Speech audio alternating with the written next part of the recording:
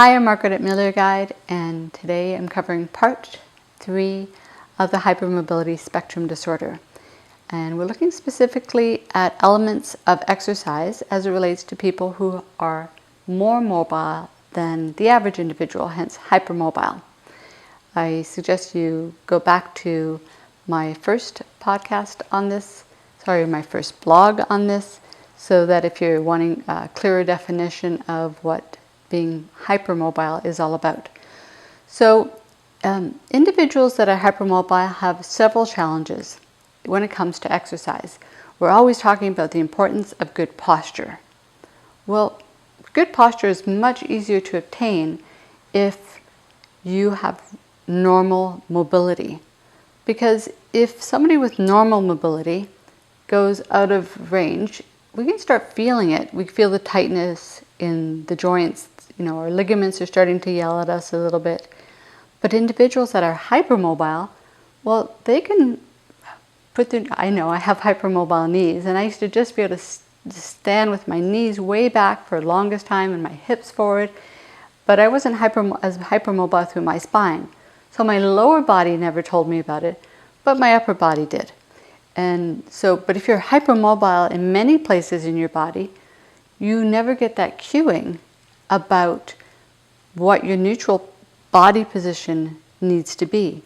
And then to take that from a neutral position and transfer it into exercise is like a huge step. And so it's so critical for somebody that is hypermobile to have a teacher that A, teaches them well, B, looks at how you're moving and makes sure that you're moving within a safe range of motion, and then C, makes corrections as you need them.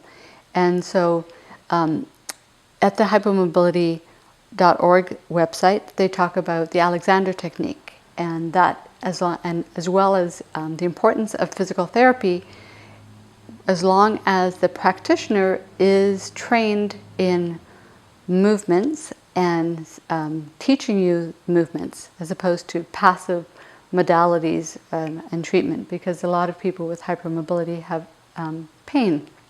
But to get out of that pain spectrum, you need to learn to move well. So posture being one. The second one is adjusting your stretching routine.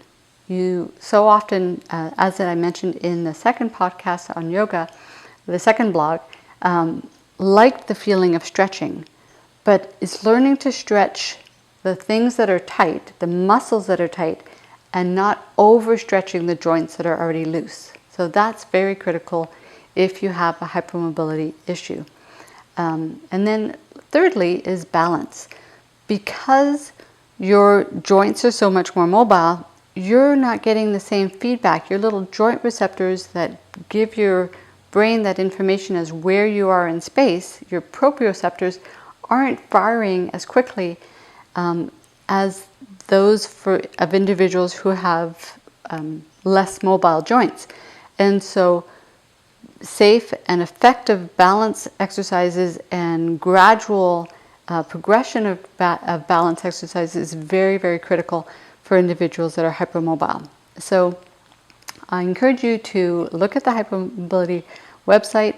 The link is at the end of the blog for more information and guidance, and hopefully your persistence in safe movement for yourself will only lead to you having a healthier, stronger body. Thank you for tuning in. I'm Margaret from Miller Guide.